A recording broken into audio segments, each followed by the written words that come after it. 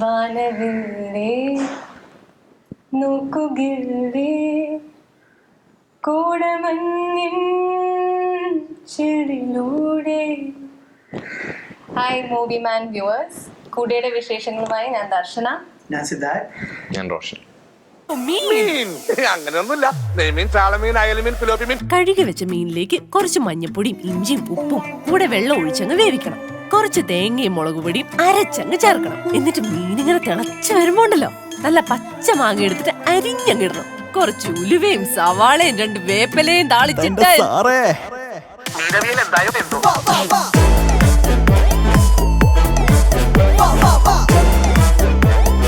താത്വികമായ ഒരു അവലോകനമാണ് ഞാൻ ഉദ്ദേശിക്കുന്നത്. മനസ്സിലായില്ല. ഇത് എന്നാടാ ഇത്? ഫുട്ബോൾ കളിക്കാനുള്ള സ്ഥലമുണ്ടല്ലോ ഇവിടെ. മൊത്തം മീനും കൊഞ്ചും. ഹായ്, കടലിൽ പോയവരുണ്ട്. നല്ല കിടുക്കാച്ചി മൂടും. സൂപ്പർ. അത് എന്നക്കത്തര മീനാടാവേ. കടലിൽ കിട്ടണതെല്ലാം ചീനവല കിട്ടും. റാഡിക്കലായിട്ടുള്ള ഒരു മാറ്റമല്ല.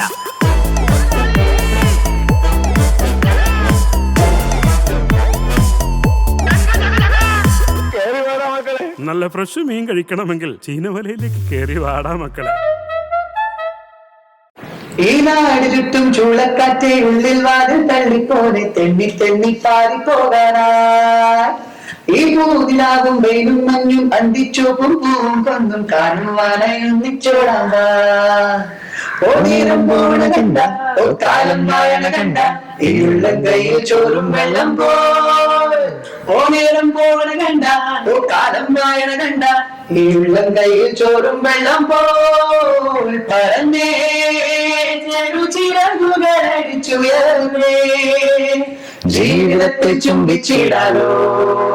പറന്നേ പല മതിലുകൾ അടിച്ചുടച്ചേ സാഗരങ്ങൾ നീന്തിക്കേറാലോ. നീ ലിറിക്സ് ഒക്കെ പഠിച്ചല്ലോ.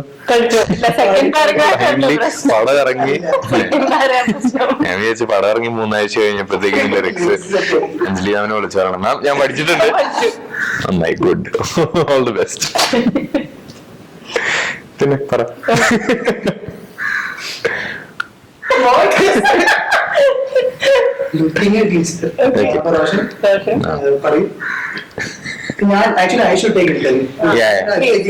അത് ശരിയാവും തോന്നുന്നില്ല, പക്ഷെ നമുക്ക് ട്രൈ ചെയ്യാം.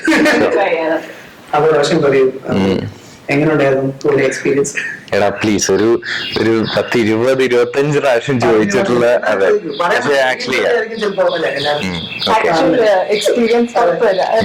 ഓക്കെ. അപ്പൊ 3 പേരും ഓരോരോ കാര്യം വെച്ച് പറയാം.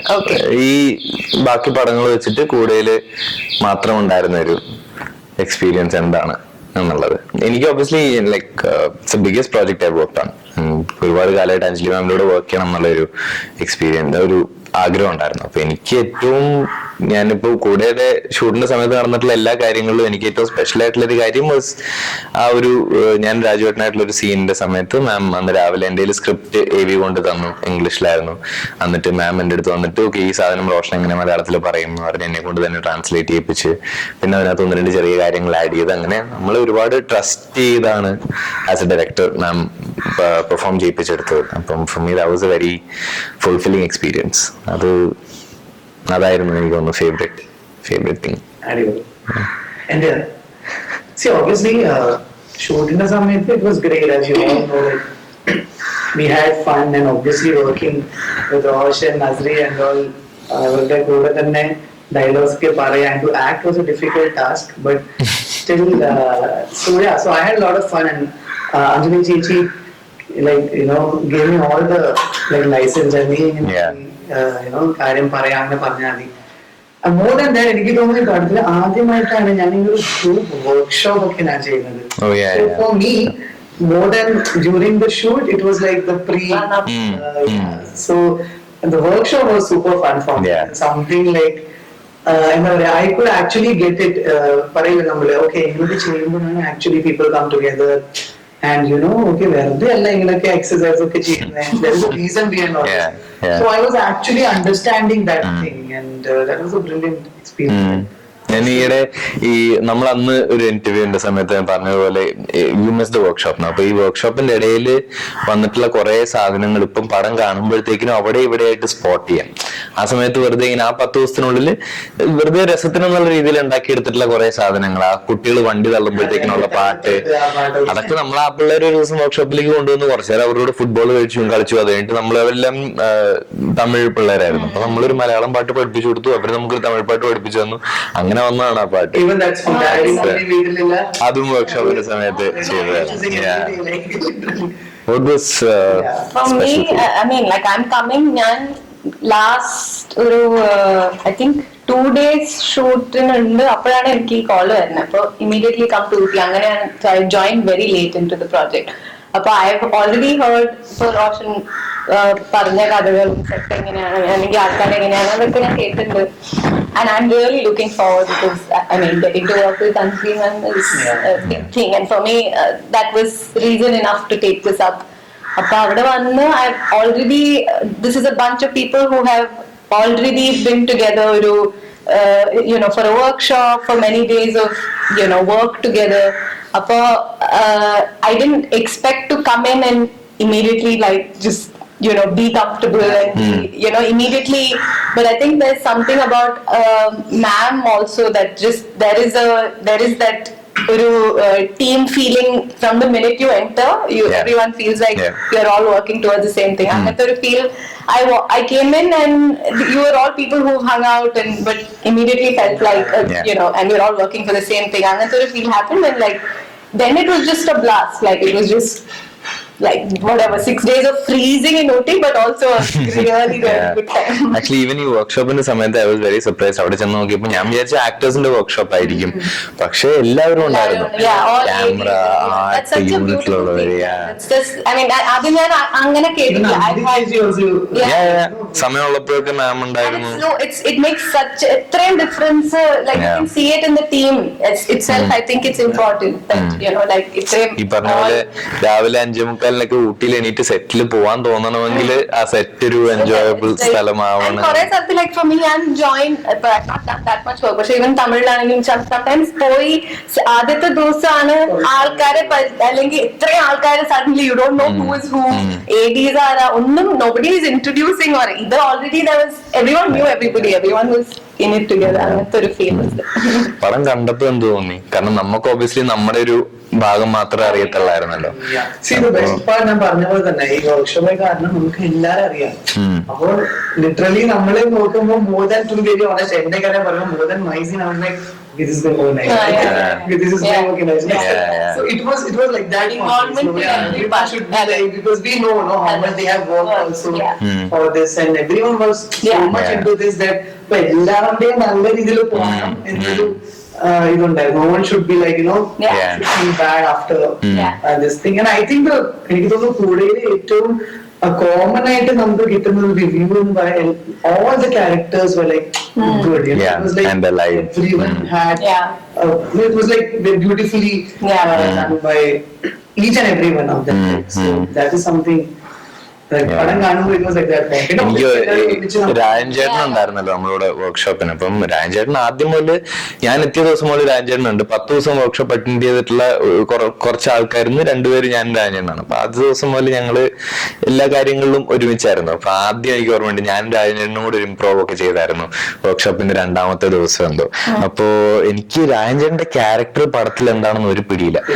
ആകെ അറിയാവുന്നത് പുള്ളിക്ക് ജീപ്പ് ഓടിക്കുന്ന ഒരു സീനുണ്ട്. കാരണം ജീപ്പ് ഓടിക്കാൻ അറിയില്ല എന്ന് പറഞ്ഞ് പഠിപ്പിക്കാൻ എല്ലാ ദിവസവും വൈകുന്നേരം കൊണ്ടുപോകും ഞങ്ങൾ ഫുട്ബോൾ കളിക്കാൻ പോകുമ്പോൾ. അപ്പൊ ഈ തൊമ്മിച്ചെന്നുള്ള ക്യാരക്ടർ കണ്ടു കഴിഞ്ഞപ്പോഴത്തേക്കും എനിക്ക് ഭയങ്കര, അതും പടത്തിന്റെ ആദ്യത്തെ ഒരു 5 മിനിറ്റിൽ വന്നു.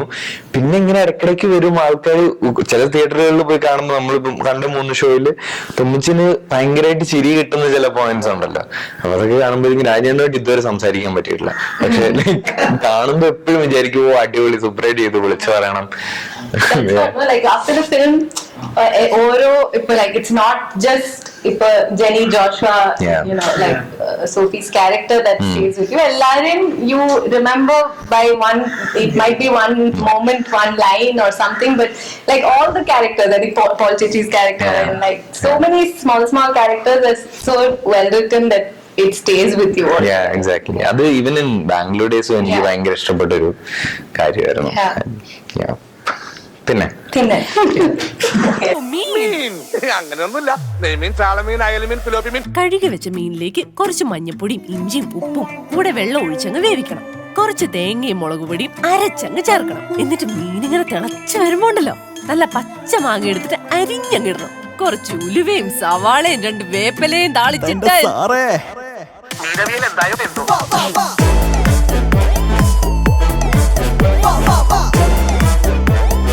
താത്വികമായ ഒരു അവലോകനമാണ് ഞാൻ ഉദ്ദേശിക്കുന്നത്. മനസ്സിലായില്ല. ഇത് എന്നാടാ ഇത്? ഫുട്ബോൾ കളിക്കാനുള്ള സ്ഥലമുണ്ടല്ലോ ഇവിടെ, മൊത്തം മീനും കൊഞ്ചും. ഹായ്, കടലിൽ പോയവരുണ്ട്. നല്ല കിടുക്കാച്ചി മൂടും. സൂപ്പർ. അത് എന്നാക്കത്തര മീനാടാവേ. കടലിൽ കിട്ടണതെല്ലാം ചീനവല കിട്ടും. റാഡിക്കലായിട്ടുള്ള ഒരു മാറ്റമല്ല.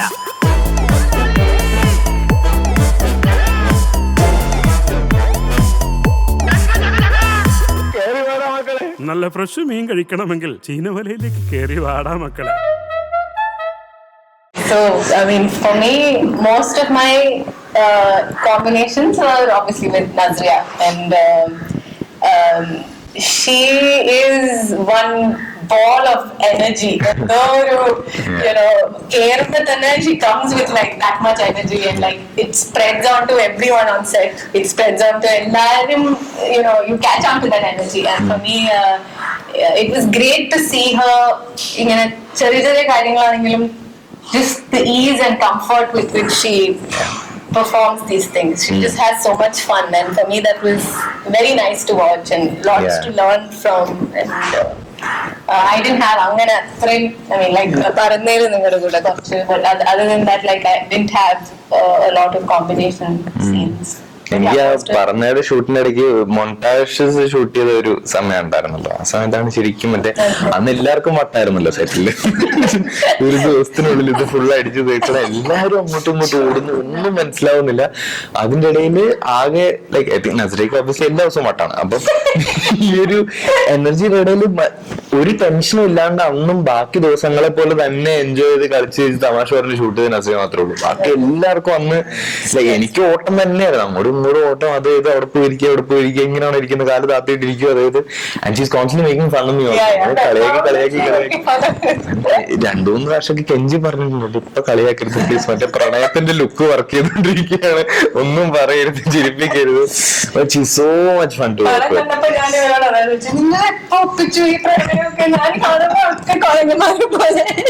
പക്ഷെ അതാ ഈ ലൈക്ക് നസ്രിയ പോലത്തെ വലിയൊരു സ്റ്റാറിന്റെ കൂടെ വർക്ക് ചെയ്യുമ്പോ എനിക്കും ഇപ്പൊ രാജുവിന്റെ കൂടെ ആദ്യത്തെ സീൻ ചെയ്യാൻ പോയ അത്ര തന്നെ ടെൻഷൻ ഉണ്ടായിരുന്നേനെ. പക്ഷെ ഈ കോമാളിത്തരവും തമാശയും കാരണം അടുത്തുള്ളവരുടെയും ടെൻഷൻ മാറി പോകും. ഫസ്റ്റ് ഡേ തന്നെ ഞാൻ വീട്ടിലെത്തിയപ്പോ എന്റെ ഓഡീഷൻ ഉണ്ടായിരുന്നു. അപ്പൊ ഓഡീഷൻ സമയത്ത് വരുന്ന ആൾക്കാരാണ് റോഷനും നസ്രിയയും. ബേസിക്കലി ഞാനിപ്പോ ആക്ട് ചെയ്യണം. അപ്പൊ ഞാൻ ജസ്റ്റ് വന്നിട്ടുള്ളൂ.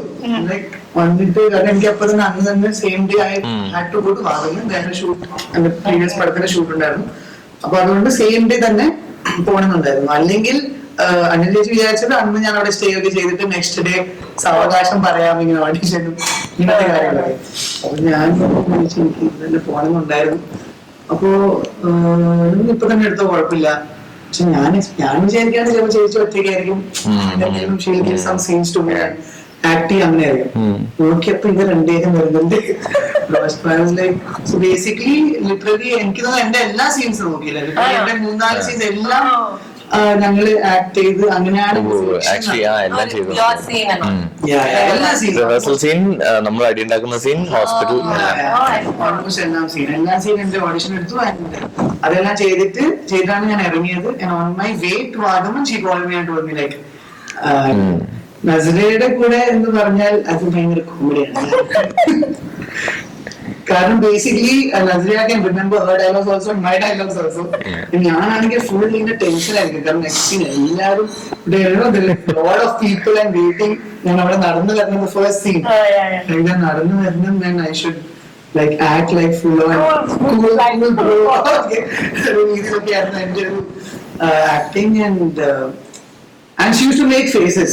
അതാണ് ഏറ്റവും കോമഡി. ലൈക്ക് ഇപ്പൊ എന്റെ ക്ലോസ് ഒക്കെ ആണെങ്കിൽ she'll be sitting there and she'll be facing. Yeah, see, this is how she used to make faces. Okay, and when action പറയുമ്പോൾ അപ്പോൾ നോർമൽ ആവും. നമ്മൾ പിന്നെ ആ ഒരു We'll take some time. എന്താണ് സിന്ധു ചിരിച്ചുകൊണ്ടിരിക്കുന്നത്? നമുക്ക് അല്ല സാർ.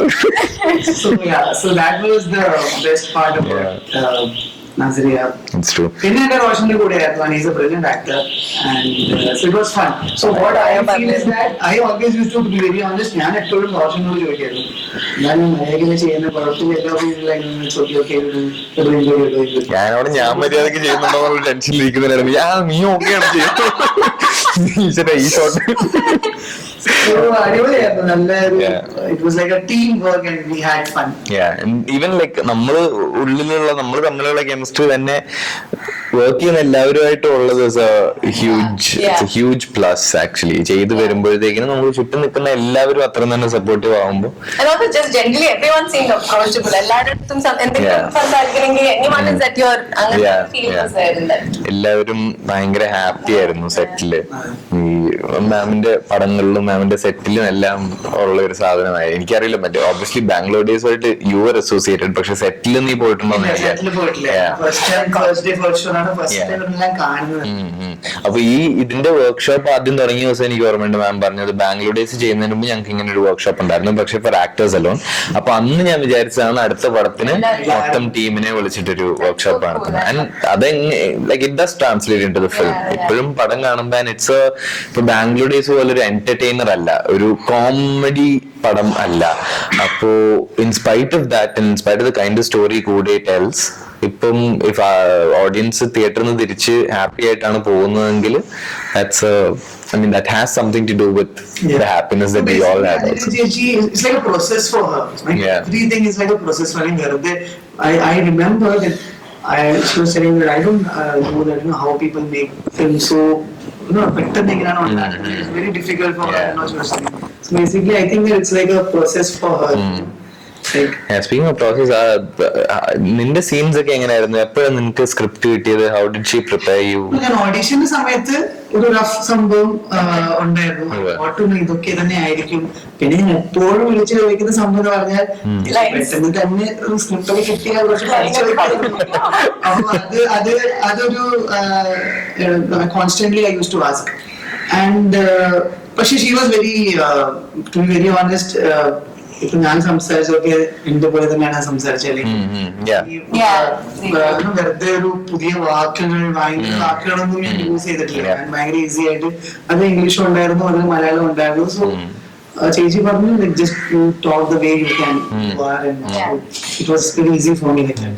I remember എല്ലാരും, so everybody had this idea that Siddharth Menon ഭയങ്കര കൂൾ ആണല്ലോ. അപ്പൊ സിദ്ധാർത്ഥ് വെച്ച് ഫ്രെയിമിൽ വരിക, ബി യുവർ സെൽഫ്.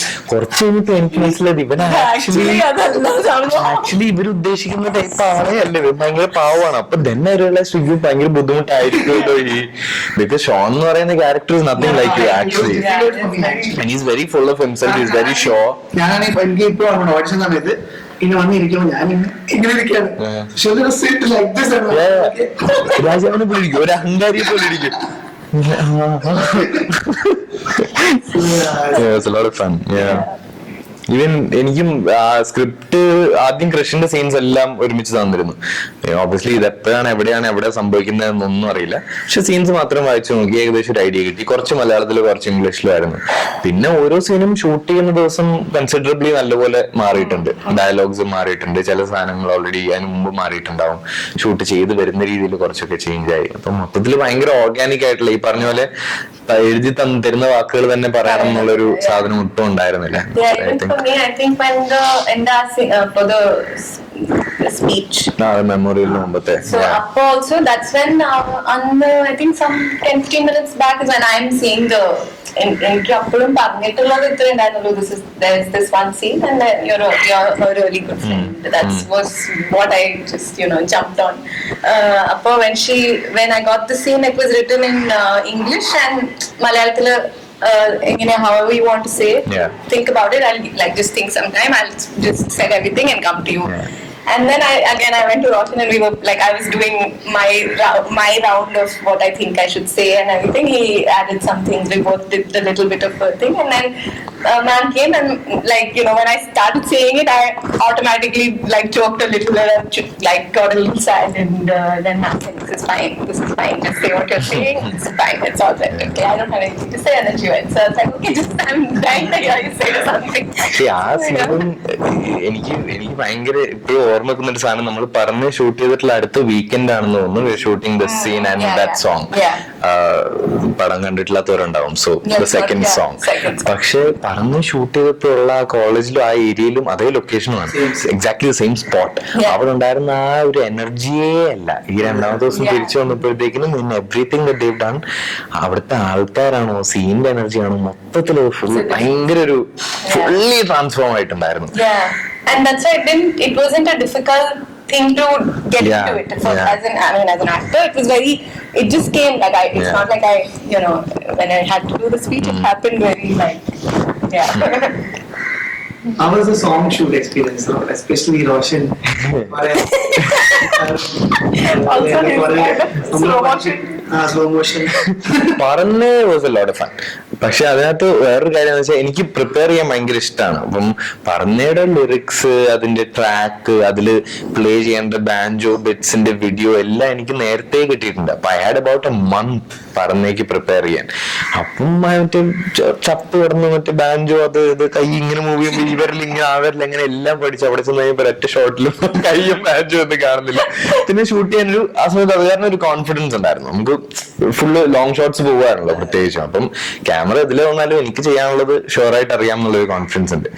രണ്ടാമത്തെ സോങ് ആണ് ഒട്ടും സമയം കിട്ടാഞ്ഞത്. കാരണം ആ ട്രാക്ക് എനിക്ക് കിട്ടുന്നത് ഷൂട്ട് ചെയ്യുന്നതിന്റെ ഒരു 2 ദിവസം മുമ്പ്. ഞാൻ ഇവിടെ ഊട്ടിക്ക് പോയിക്കൊണ്ടിരുന്നപ്പോഴത്തേക്കിനാണ് ഞാൻ ഏവിനെ വിളിച്ചിട്ട് ചോദിച്ചു, ഏവി ഗിറ്റാറിനല്ലേ പ്ലേ ചെയ്യുന്നത്? അതെ അതെടാ. അപ്പൊ എന്താ പ്ലേ ചെയ്യേണ്ടത്? അതിപ്പോ നീ എന്തെങ്കിലും ഞാൻ ഒരു കാര്യം ചെയ്യും, ഞാൻ രഘുവിന്റെ അടുത്ത് ചോദിച്ചിട്ട് ദെൻ ഒരു മെസ്സേജിൽ ഇങ്ങനെ 3 കോഡ്സ് വന്നു. എടാ ജീൻ ഡി മാറ്റി പിടിച്ചാൽ മതി. എപ്പം മാറ്റണമെന്ന് ഞാനെങ്കിലും, എനിക്ക് ഗിറ്റാർ അറിയില്ല, നിനക്കറിയില്ലേ? ഞാൻ പഠിച്ചു തുടങ്ങിയിട്ട് ഇപ്പൊ 2 ആഴ്ച കിട്ടുള്ളൂ. മാറ്റി പിടിച്ചാൽ മതി ശരിയാക്കാം. പിന്നെ അന്ന് അവിടെ നിന്നിട്ട് ടിവിയുടെ പുറകെ നടന്ന് സന്തോഷ്, എന്റെ ഒരു ഫ്രണ്ട് ഗിറ്റാറിസ്റ്റ്, സന്തോഷിനെ വിളിച്ച് ട്രെയിൻ ചെയ്യിപ്പിച്ച് അങ്ങനെയൊക്കെയാണ് ആരും prepare ചെയ്തത്. പക്ഷെ it's come out well. If I have to imagine the two of you, I feel like I can always see you. He is not always dialogue. Like even the song lyrics, I mean the lyrics for Paranepur, I can imagine all It goes to Darshana. full action ഒക്കെ കാണിച്ചിട്ടാണ് ഞാൻ lyrics പാടിയത്. So it was fun. ഇടയ്ക്ക് ഞാൻ actually ഒരു scene one scene, I think you can see that. There's one scene actually, I have missed also. പക്ഷെ അത് ബാക്കിൽ നിന്ന് ലൈക്ക് സ്പോട്ട് ഇത് വന്നിട്ടത് കാണുന്നില്ല. പാട്ട് കഴിഞ്ഞാൽ ഫുള്ള് സ്മോക്ക് ആയിരിക്കണം. I remember it because I have this habit to kind of either keep like this or forget. ശരിക്കുള്ള ഷോസിന് ഇങ്ങനെയൊക്കെയാണല്ലേ. You're giving out all the trade secrets. ഈ മൈക്കിന്റെ പിന്നിൽ എന്താ സംഭവിക്കുന്നത്? ഇത് നമ്മളിങ്ങനെ just ഇത് ചെയ്യുന്നതല്ല. Anyway, so that was that. അപ്പോ കൂടെ വർക്ക് ചെയ്തിട്ടുള്ള മോസ്റ്റ്ലി ഒരുപാട് ഭയങ്കര ടാലന്റഡ് ആയിട്ടുള്ള ആക്ടേഴ്സ് ഉണ്ട്. പക്ഷെ നമുക്ക് we have to talk about Joshua രാജുവേട്ടൻ, സോഫി പാർവതി ആൻഡ് രഞ്ജിത്ത് സർ മാല പാർവതിനാണ്. അപ്പോ എനിക്ക് പേഴ്സണലി ഞാൻ രാജുവിന്റെ ഇതുവരെ ഒരുപാട് സിനിമകൾ ഞാൻ കണ്ടിട്ടുണ്ട്. എനിക്ക് ഇതുവരെ കണ്ടിട്ടുള്ളതിൽ definitely one of my most favourite performance. ഞാൻ ആ വാനവില്ല് കണ്ടു കഴിഞ്ഞപ്പോൾ ഞാൻ രാജുവേട്ടനൊരു മെസ്സേജ് അയച്ചു. ഞാൻ വീഡിയോ കണ്ടു, ഞാൻ ഇന്നേ വരെ രാജുവേട്ടൻ ചെയ്ത ഒരു സാധനം ഇങ്ങനെ ഞാൻ കണ്ടിട്ടില്ല. I really looking forward to the film വേണ്ടിയിട്ട് ഞാൻ അതേപോലെ ഒരു മെസ്സേജ് അയച്ചു. ഞാൻ രാജുവേട്ടൻ്റെ എല്ലാ പടവും കണ്ടിട്ടുണ്ട്, പക്ഷെ Joshua is among your best. And like ഓരോ പ്രാവശ്യം പിന്നെ 2 പ്രാവശ്യം കണ്ടപ്പോഴും it gets better and better. അതുപോലെ തന്നെ Parvathy is done an amazing job. അത്രയും ചെറിയൊരു ക്യാരക്ടർ കിട്ടിയത്. ഐ തിങ്ക് ഫസ്റ്റ് ഹാഫിൽ പാർവതി ഒന്നും സംസാരിക്കുന്ന കൂടില്ല. അപ്പോ സെക്കൻഡ് ഹാഫില് ഉള്ള വളരെ കുറച്ച് ഡയലോഗുകളിലും വളരെ കുറച്ച് സീൻസിലൂടെ we know Sophie's story just as much as Joshua's and Jenny's. Yeah, and that's, I mean, one of the things that I told her also is that there's so much that's being said through the silences about her. Like as much as she's saying through the second half, that she's saying that much in the first half as well without saying anything. Actually, പാർവതിയുടെ ചില ഷോട്ടുകൾ കാണുമ്പോഴാണ് മനസ്സിലാവുന്നത് without saying anything ഇത്രയും communicate ചെയ്യാൻ പറ്റും എന്നുള്ളത്. You're talking about some scene, no? only you and when you're talking to രാജുവിനായിട്ട് സംസാരിക്കുന്ന സീനില് ഇല്ല അതിലും Parvathy she doesn't have anything to say. ആകെ നിങ്ങൾ സംസാരിക്കുന്നത് എന്തോ പറഞ്ഞ് ജസ്റ്റ് പാസ് ചെയ്ത് പോകുന്നത് മാത്രമേ ഉള്ളൂ. പക്ഷെ ഓരോ പ്രാവശ്യം ഞാൻ തിരിഞ്ഞ് പാർവതിനെ നോക്കുമ്പോഴത്തേക്കിനും she is completely in the scene just as much as I am, which is like ഏത് ആക്ടറും ഇറ്റ്സ് എ ഗിവൻ. പക്ഷെ the way Parvathy does it's magic. Even Ranjith sir, Mala Parvathy, നമ്മളുടെ രണ്ടുപേരുടെയും സീൻസ് നമ്മളാകെ ഹോസ്പിറ്റലിൽ മാത്രമേ അവരോട് ഉണ്ടായിരുന്നുള്ളൂ. അവരുടെയും ഈ പറഞ്ഞ പോലെ രാജേട്ടന്റെ പോലെ പടം കണ്ടപ്പോഴാണ് മനസ്സിലായത് എന്തുമാത്രം ഉണ്ട്, എന്ത് ഭംഗിയായിട്ടാണ് ചെയ്തിരിക്കുന്നതെന്നൊക്കെ. എനിക്ക് അവർ രണ്ടുപേരും കൂടെ അടിയുണ്ടാക്കുന്ന ഒരു ഫ്ലാഷ് ബാക്ക് സീൻ ഉണ്ടല്ലോ, പൈസയുടെ കാര്യം പറഞ്ഞിട്ട്, അതൊക്കെ എനിക്ക് ഭയങ്കര റിയൽ ആയിട്ട് തോന്നി. ഞാൻ തമ്മിൽ ഒരു പരിചയമില്ലാത്ത രണ്ടാൾക്കാര് ആ കെമിസ്ട്രി അതിന്റെ പുറത്ത് ആ അടിയുണ്ടാക്കലിന്റെ ടെൻഷൻ ഭയങ്കര ആഗ്രഹം.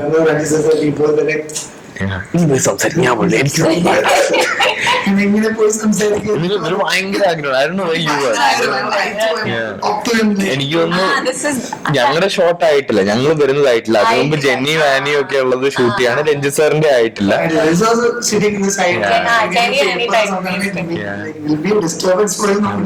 ഞങ്ങൾക്ക് വളരെ കംഫർട്ടബിൾ ആയിട്ട് മിണ്ടാതിരിക്കുന്ന, ഞാൻ ഒരുപാട് ബഹുമാനിക്കുന്ന ഒരു ഡയറക്ടർ ഇരുന്നോട്ടെ വല്ല നമുക്ക് പോയി സംസാരിക്കണം, ശരിയാവില്ല. ഞാൻ രഞ്ജിത്ത് സാറിനെ കണ്ടിട്ട് എന്ത് പറയാനാ, സാറിന്റെ സിനിമകൾ എനിക്ക് ഭയങ്കര ഇഷ്ടമാണ്. അതൊക്കെ ഒബ്വിയസ് അല്ലേ, എന്ത് പറയാനാ. പിന്നെ അവസാനം ജസ്റ്റ് ഹായ് പറഞ്ഞിട്ട് ഞാൻ ഓടി. നീ പിന്നെയും കുറച്ചു നേരം കൂടെ സംസാരിച്ചു. അയ്യോ വെരി ഗുഡ്. പാർവതി ചേച്ചിയായിട്ട് അറ്റ്ലീസ്റ്റ് ലൈക്ക് മാല പാർവതി നമ്മളായിട്ട് ഒരുപാട് പിന്നെ സംസാരിക്കാൻ പറ്റിയിട്ടുണ്ട്. But yeah, much really good actors. You were also there during the workshop and all. Yeah. Well, there was one day, so I had two completely different experiences. I had one day, I think in the film there's just, I mean, a scene on the few, I mean, like the first scene when ഞാൻ എല്ലാരെയും ആദ്യത്തെ അന്ന് നിങ്ങളൊന്നുമില്ല. അപ്പൊ അന്ന് പോയപ്പോ the vibe was a completely different vibe and ആൾക്കാർ like അപ്പോഴാണ് ഞാൻ മാല Parvathi ചേച്ചിനെയും Nilambur Ayisha, all of these people, and there was ആ സീനില് മറ്റേ എല്ലാരും there is one group of people who come to that. അവരെല്ലാരും അന്ന് ആ സമയത്ത് അവിടെ ഉണ്ട് and they are all theatre people. There are people who've been acting കുറെ കൊല്ലങ്ങളായിട്ട് അഭിനയിക്കുന്ന ആൾക്കാരാണ്. And I think I was the only like young person അവിടെ. So for me, I'm sitting in between like ഒരു 10 people who are all actors and they have stories on stage. അന്ന് നമ്മൾ ആ play ചെയ്തപ്പോ and I'm just sitting in like listening to all these stories. It was completely different set. I mean, I keep forgetting about that because സിനിമയിൽ അങ്ങനെ scene ആയിട്ടില്ല, but that was also a huge experience for me to like and with Nilambur Aisha also, I followed her around. Ever poyalo I was walking with her and she's like a tractor of like stories, experiences from theatre from so many years. Wherever she went and sat, I'd go sit and then I'll ask her about something. Then she'd start talking and then she'll say these stories. Where are two more people will join. It was I loved that day also for me. I think she was also another character പടത്തില് അധികമൊന്നും സംസാരിക്കുന്നില്ല, but there's so much being said with that character. ഓരോ ഷോട്ടിലും പക്ഷെ ഒരുപാട്. പിന്നെ എനിക്ക് തോന്നുന്നു ഓരോ സീനും ഷൂട്ട് ചെയ്യുമ്പോ ആ സീനിന്റെ മൂഡ് എന്താണോ ആ മൂഡായിരിക്കും സെറ്റില്. അപ്പൊ ഈ പറഞ്ഞ പോലെ അന്നുണ്ടായിരുന്ന വൈബ്. Anyway, ഞാൻ പേഴ്സണലി ലിറ്റിലിനെ അറിയുന്നത് തൈപ്പടം ബ്രിഡ്ജിന്റെ ഒരു വീഡിയോ എന്താ ചെയ്തത് ലിറ്റിലായിരുന്നു. എനിക്ക് ആ സമയത്താണ് എനിക്ക് തോന്നുന്നത് വാവ്, one video literally the entire Kerala was shot and it was brilliant. ഞങ്ങളുടെ ആദ്യത്തെ ആൽബത്തിന്റെ ടൈറ്റിൽ നവരസം അതും ലിറ്റിൽ തന്നെയാണ് ഷൂട്ട് ചെയ്തത്. So I know him since that time and I was like, this guy is gonna make me big. Like it was very sure, I was sure factor ആയിരുന്നു. എനിക്ക് ആ സമയത്ത് അറിയില്ലായിരുന്നു who was like made in the industry and all that. എനിക്കൊരു idea ഉണ്ടായിരുന്നില്ല ഇൻഡസ്ട്രിനെ കുറിച്ച്. പക്ഷെ I was very sure little ഒരു സംഭവമാവും ഫ്യൂച്ചർ will be. പിന്നെ പറവ കണ്ടിട്ടായിരുന്നു. I think it was his first film. Parva was his first feature. So അത് so cool. And I think for me ലിറ്റിലിന്റെ ഏറ്റവും വലിയൊരു എനിക്ക് ഏറ്റവും ഇഷ്ടപ്പെട്ട കാര്യം പറവയും ഇതും കംപ്ലീറ്റ്ലി ഡിഫറെന്റ് ആണ് പടങ്ങൾ. ഒബ്വിയസ്ലി അത്രയും തന്നെ ഡിഫറെന്റ് ആണ് ലിറ്റിൽ ഇത് ഷൂട്ട് ചെയ്തേക്കുന്ന രീതിയും. പറവയില് കാണുന്ന അത്രയും വിഷ്വൽ ഇമ്പാക്ട് തന്നെ ഇങ്ങനൊരു ഇത്രയും മെലോ ആയിട്ടുള്ള ഒരു കഥയിലൂടെയും ഈ സംഭവം മാനേജ് ടു ഡു ഇറ്റ്. എത്ര പേരെ നമുക്ക് കിട്ടുന്ന ഫീഡ്ബാക്ക് മെസ്സേജസിൽ ഓരോരുത്തർ പറയുന്നത് ശരിക്കും ഊട്ടിയിൽ പോയതുപോലെ ഉണ്ടായിരുന്നു, മഞ്ഞൊക്കെ അടിക്കുന്നത് പോലെ തോന്നി, visually was A spectacle, visual treat, ഒത്തിരി പറഞ്ഞിട്ടുണ്ട് ലിറ്റിലിനെ പറ്റിയിട്ട്. Work is beautiful. ഇനി വരുത്തനാണല്ലോ ലിറ്റിലിന്റെ വരാനുള്ളത്, അതും അടിപൊളിയാവും. അതും നസ്രിയായിട്ട് സംസാരിച്ചപ്പോൾ feel only like it's very calm. Such a chilled out like. ഒരു പ്രശ്നങ്ങളും ഇല്ല, ബഹളങ്ങളും ഇല്ല. Lots of times I keep thinking, I kept like mistaking these two, Roshan and Little. Some from Dure and I'll be like walking towards Little, like, oh, that's Roshan. Like, oh. പുറകിൽ നിന്നൊക്കെ ലിറ്റിലിനെ കാണുമ്പോൾ ഞാൻ ആലോചിച്ചിട്ടുണ്ട് എന്നെ പുറകിൽ നിന്ന് കാണാൻ ഇതുപോലെ. I've seen a lot of times. I'm like, oh, okay,